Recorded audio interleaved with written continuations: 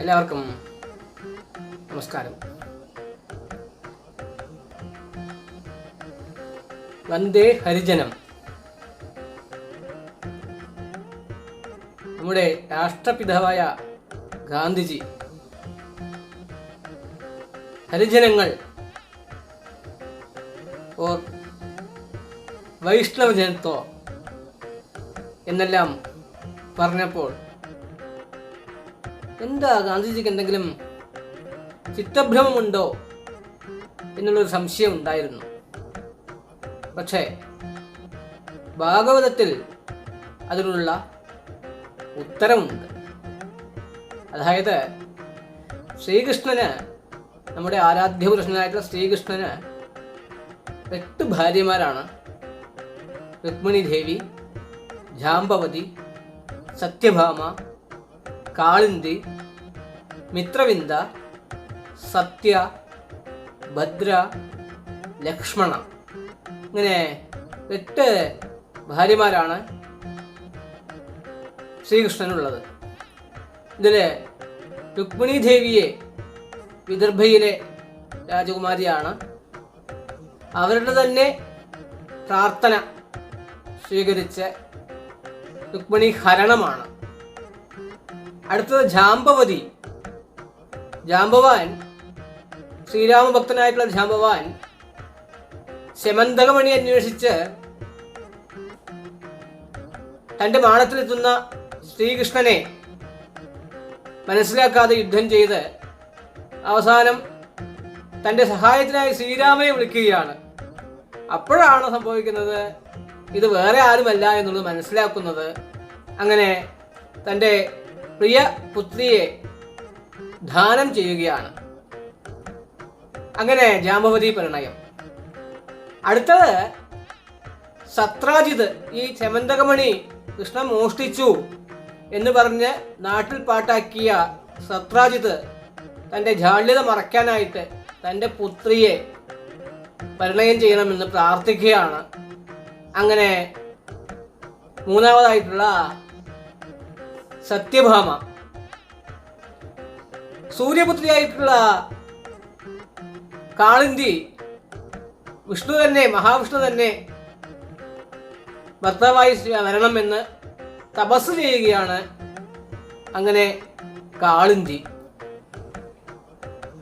ഉജ്ജയിനിയിലെ രാജകുമാരിയായിട്ടുള്ള മിത്രവിന്ദയെ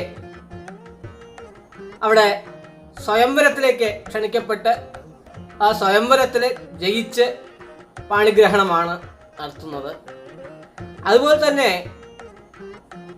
കോസല രാജ്യത്തിലെ നഗ്നജിത്ത് എന്ന രാജാവ് തൻ്റെ പുത്രിയെ കല്യാണം കഴിക്കണമെന്നുണ്ടെങ്കിൽ 7 കാളകളെ അടക്കണം എന്ന് പറയുകയാണ്. ആ 7 കാളകളെ അടക്കി ജയിച്ച് ആ സത്യ എന്നതായിട്ടുള്ള ആ കൗസല രാജ്യത്തിലെ രാജപുത്രിയെ കല്യാണം കഴിക്കുകയാണ്. അടുത്തത് ഭദ്രയാണ്.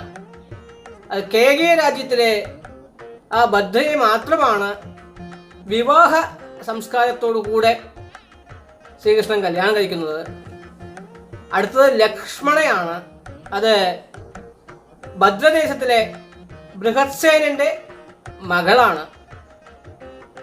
അവിടെ ആ ലക്ഷ്മണയെ ഹരണം ചെയ്യുകയാണ്. അങ്ങനെ ഈ 8 പേരെ കല്യാണം കഴിച്ച ശേഷം ശ്രീകൃഷ്ണന് ധാരാളം പുത്രന്മാരും പുത്രിമാരും ഉണ്ടായി എന്നുള്ളതാണ് ഭാഗവതം പറയുന്നത്. അഷ്ടവിവാഹം എന്നുള്ളത് വളരെ വിശേഷപ്പെട്ട ഒരു കാര്യമാണ്. രുക്മിണിയിൽ നിന്നും പ്രത്യുമ്നൻ, ചാരുദേഷ്ണൻ, സുദേഷ്ണൻ, ചാരുദേഹൻ, സുചാരു, ചാരുഗുപ്തൻ, ഭദ്രചാരു, ചാരുവന്ധ്യൻ, ചാരുചന്ദ്രൻ, വിചാരു ആൻഡ് ചാരു എന്നുള്ള കുട്ടികളെല്ലാം ഉണ്ടായി. അതുപോലെ തന്നെ ജാംബവതിയിൽ നിന്ന് സാംഭൻ, സുമിത്രൻ, പുരുജിത്, ശതജിത്, സഹസ്രജിത്, വിജയൻ, ചിത്രകേതു, വസുമാൻ, ദ്രവിഡൻ, ക്രതു എന്നിവരൊക്കെ ഉണ്ടായി. സത്യഭാമയിൽ നിന്ന് ഭാനു, സുഭാനു, സ്വരഭാനു, പ്രഭാനു, ഭാനുമാൻ, ചന്ദ്രഭാനു, വൃഹഭാനു, അധിഭാനു, ശ്രീഭാനു, പ്രതിഭാനു എന്നുള്ള കുട്ടികളെല്ലാം ഉണ്ടായി. കാളിന്തിയിൽ നിന്ന് ശ്രുതൻ, കവി, ഋഷഭൻ, വീരൻ, സുബാഹു, ഭദ്രൻ, ശാന്തി, ദർശ, പൂർണമാസ, സോമ എന്നുള്ളതായിട്ടുള്ള പുത്രീപുത്രന്മാരെല്ലാം ഉരുവായി. മിത്രവിന്ദയിൽ നിന്ന് പ്രദോഷൻ, ധാത്രവാൻ, സിംഹൻ, ഫലൻ, പ്രബലൻ, ഊർധകൻ, മഹാശക്തി, സഹൻ, ഓജൻ, അപരാജിതൻ എന്നുള്ള കുട്ടികളെല്ലാം ഉണ്ടായി. ഈ ശക്തിയിൽ നിന്നും മാത്രം ഒരേ ഒരു പുത്രൻ മാത്രമേ ഉണ്ടായുള്ളൂ, വീരൻ എന്നുള്ളതായിട്ടുള്ള പുത്രൻ. അതുപോലെ ഭദ്രയിൽ നിന്ന് സംഗ്രാമജിത്, ബൃഹത്സേനൻ, ശൂരൻ, പ്രഹരണൻ, അരിജിതൻ, ജയൻ, സുഭദ്രൻ, വാമൻ, ആയു, സത്യകൻ, സത്യഘ എന്നാണ് പറയുന്നത്. അതുകൊണ്ട് തന്നെ അത് സ്ത്രീ പ്രജയായിരിക്കാനാണ് സാധ്യത. അതുപോലെ തന്നെ ലക്ഷ്മണനിൽ നിന്ന് പ്രഘോഷൻ, ധാത്രവാൻ, സിംഹൻ, ഫലൻ, പ്രബലൻ, ഊർധകൻ, മഹാശക്തി, സഹൻ, ഓജൻ, അപരാജിതൻ എന്നുള്ളവരൊക്കെ ഉണ്ടായി. അപ്പോൾ ഇതുപോലെ 72 പരം കുട്ടികൾ ഈ ശ്രീകൃഷ്ണ വംശത്തിലുണ്ടായി എന്നാണ് പറയുന്നത്. അതുകൊണ്ട് തന്നെ ഈ വംശത്തിൽ നിന്നും ഉണ്ടായിട്ടുള്ള അനേക കോടി ജനങ്ങൾ ഹരിജനങ്ങളായിട്ട് ഇന്ത്യയിലുണ്ട് എന്നുള്ള കാരണം കൊണ്ടാണ് വൈഷ്ണവജന എന്ന് ഗാന്ധിജി പരിപോഷിപ്പിച്ചത്. ഞാനും വൈഷ്ണവജനങ്ങൾക്ക്